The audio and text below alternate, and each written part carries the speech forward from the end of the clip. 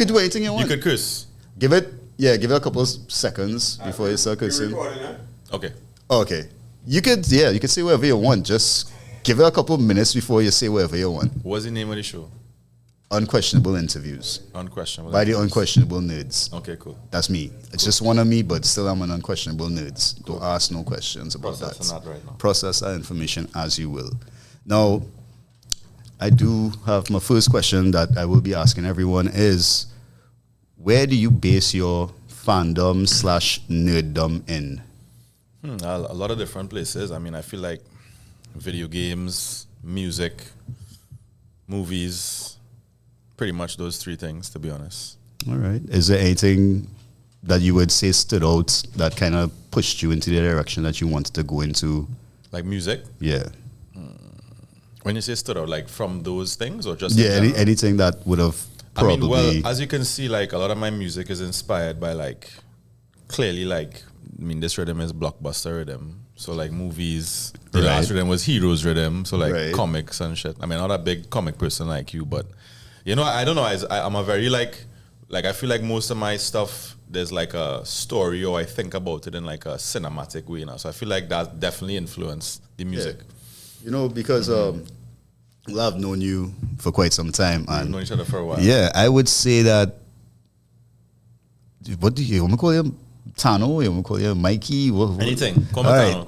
Call you Tano. All right, for the sake of the interview, Tano. So one thing about Tano that always stood out to me is how entertaining of a person he was. Tano was always very entertaining, and I saw the evolution of his style of entertainment. We went from like comedy to his singing and to now producing. What phase of your entertainment was your most fun time, would you say? You mean like between the singing and I mean I feel like it's all part of the journey. So I wouldn't say there's a favorite part. I mean obviously it's more fun when you're doing better as opposed to when you're kind of struggling. You know, even though you had a struggle to kind of get somewhere. But I mean looking back now, you kind of have to go through those things to get to another place. You know what I mean? You can't not go through, especially in music. Music, as you know, is like a hard career. So I wouldn't say like I'm not grateful for like those quote unquote hard times, you know, if you want to call it that. I don't say it's hard times, but you know what I mean, like the up and coming, the more difficult times of being trying to get into the artist. Industry. Yeah. Okay. Yeah. Is there anything that stood out while you were in the singing phase to you that still stands out today that was like a special core memory within that? I mean, they have a lot, boy. So they have like, there was definitely a phone call that happened that kind of stopped me from like giving up. Because I was like 100%, like I was done with music in 2015. I was singing for like, well, I was quote unquote singing for like 2 years, trying to sing for 2 years. And I was like, this is real hard, boy. Like, yeah, I ain't getting through, you know, it's hard to like make a living off of this. It's like nobody really kind of taking you on. And I had sent that's when I now started making beats now. Right. So I sent a song to Marshall.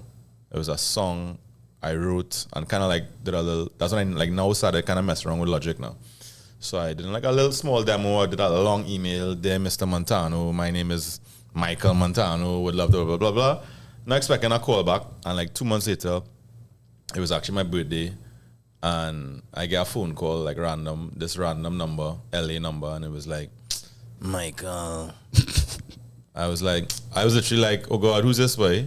Like, you know, normal thing, like, who the fuck is this dog? And he's like, nah, I get his song and blah, blah, blah. And yeah, and that was enough for me to, like, keep motivated because I was 100% like, I've had enough of the, like, embarrassment. It's like, you know, you drop out of school to do music and then you're not really doing anything. So it's like, you know, so I feel like if I didn't get that call, I probably would not be doing music now, to be honest. Like, honestly, I was like, yeah. Really? Yeah. As much as I love it, it's like, it's hard, bro. Like, even if you like something, I didn't really grow up in music to say like I was in the choir. I kind of was like, I like music. I kind of play piano, but that's not to say like I was in a band.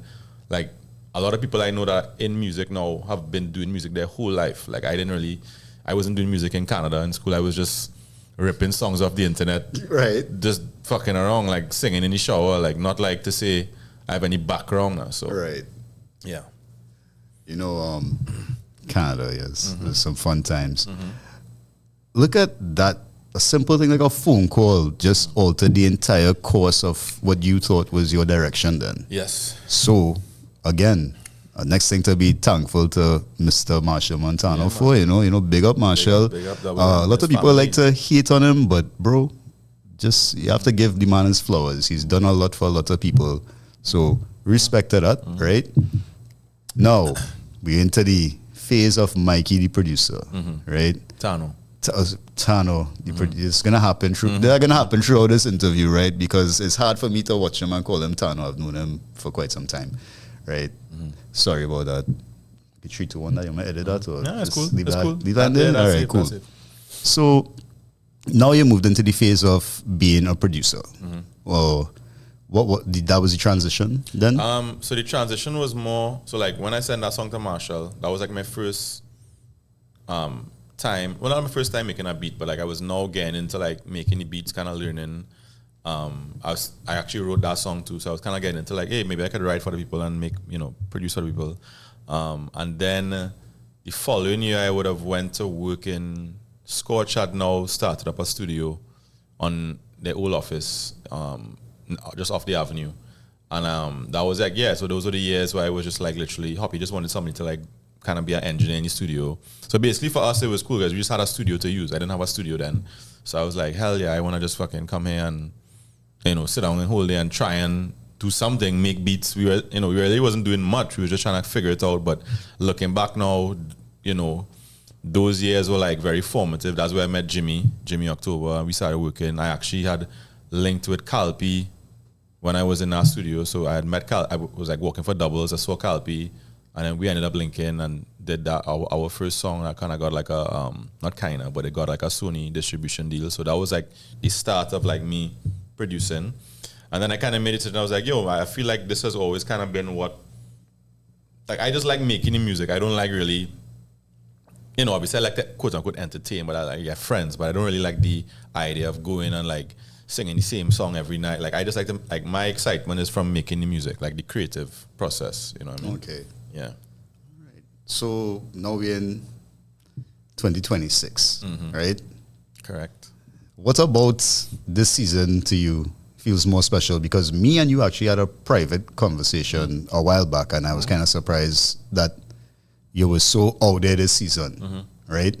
Meaning like, when you say out there, like song-wise or just videos? The amount of music you've put out, the amount of stuff that I see coming out on a daily basis, and everybody loving it. I seen all the Instagram and whatnot.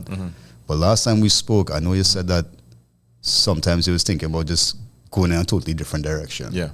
Right? So what led to this year's offerings from you and your collaborators? When you say going in a different, I mean, what do you mean, like going in a different direction as in like not producing?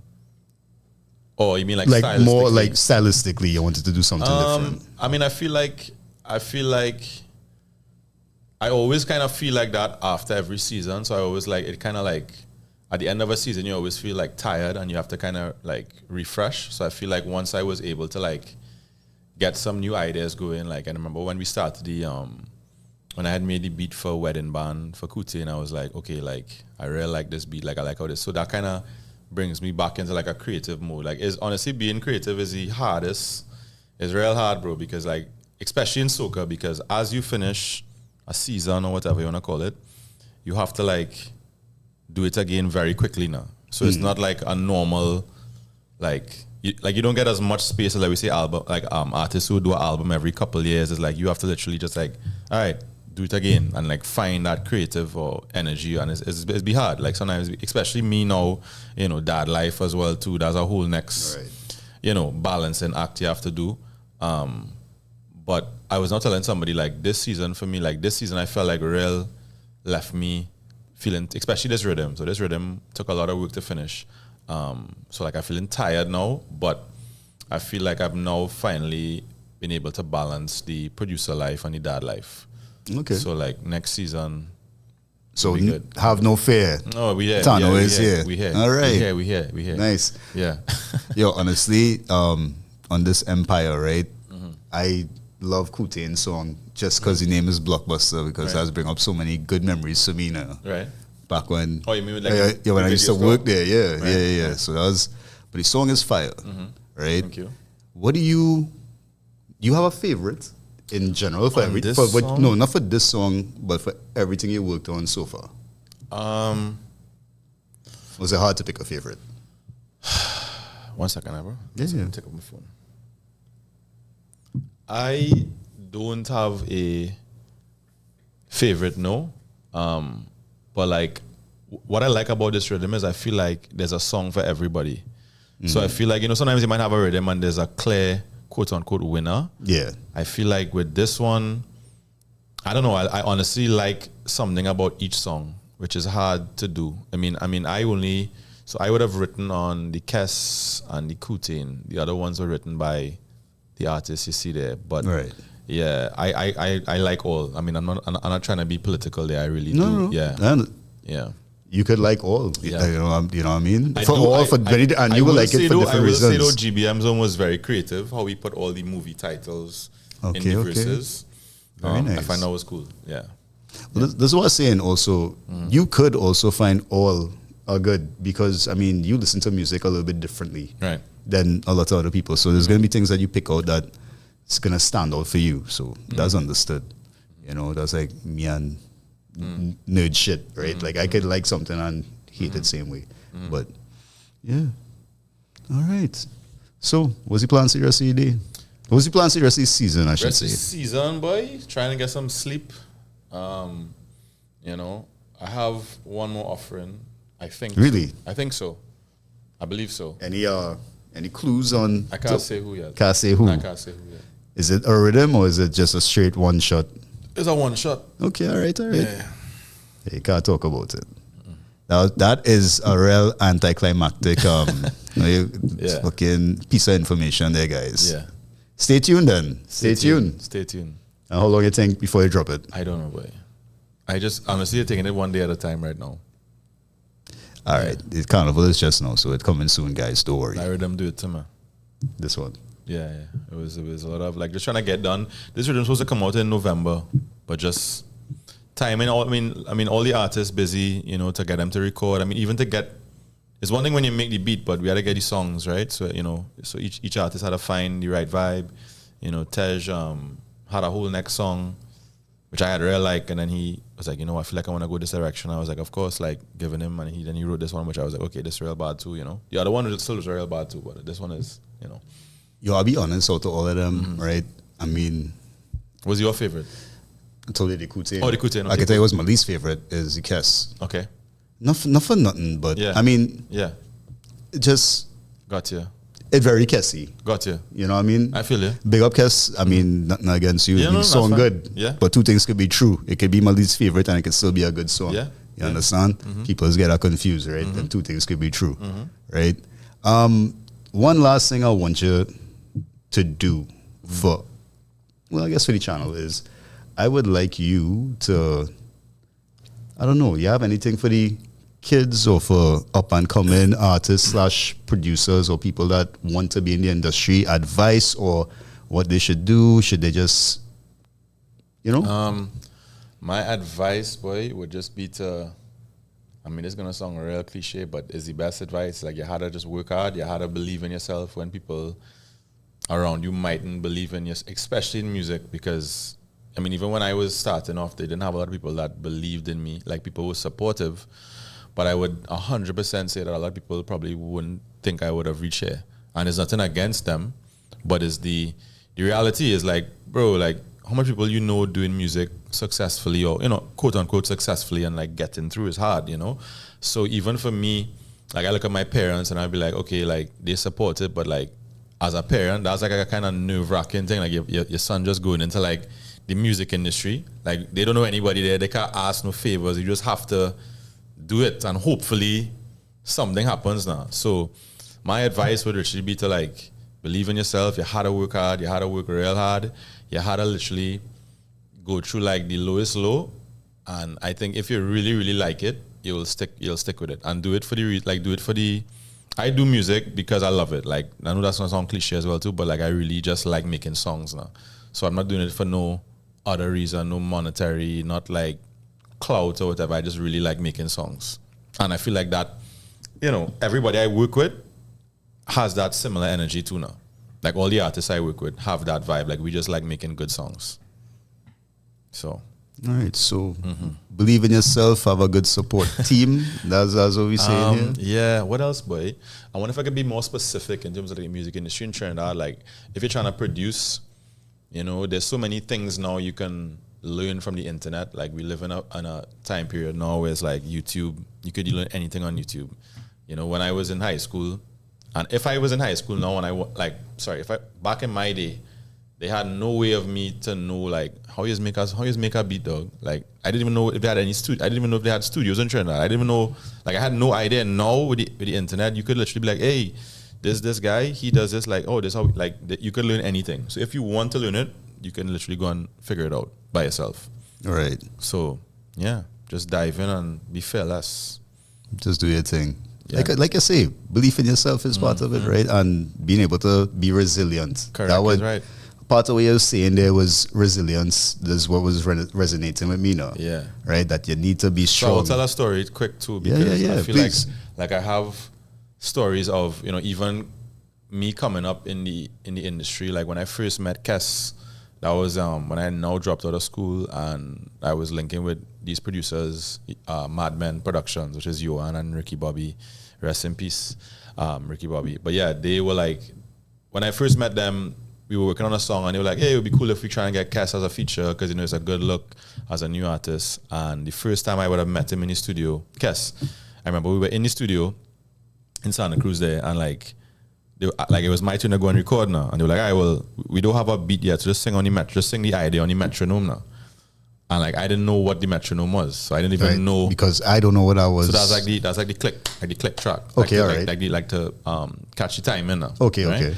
So I was like I didn't even understand how to do that or what that was, and like I just remember everybody facing the studio, like Kes in the back, just like, hey, who's this man, boy? Like I really felt like, hey, boy, like you know that feeling where you just wanna like. You want to just like crawl into a corner and cry. It was like that kind of like, wait, why drop out of school? And this is what I doing. Like how this going to work out, boy? But you have to go through. If you don't go through them kind of days, I mean, everybody I work with, I've heard stories like that. Like from, you talk to Kes, talk to Marshall, you talk to anybody.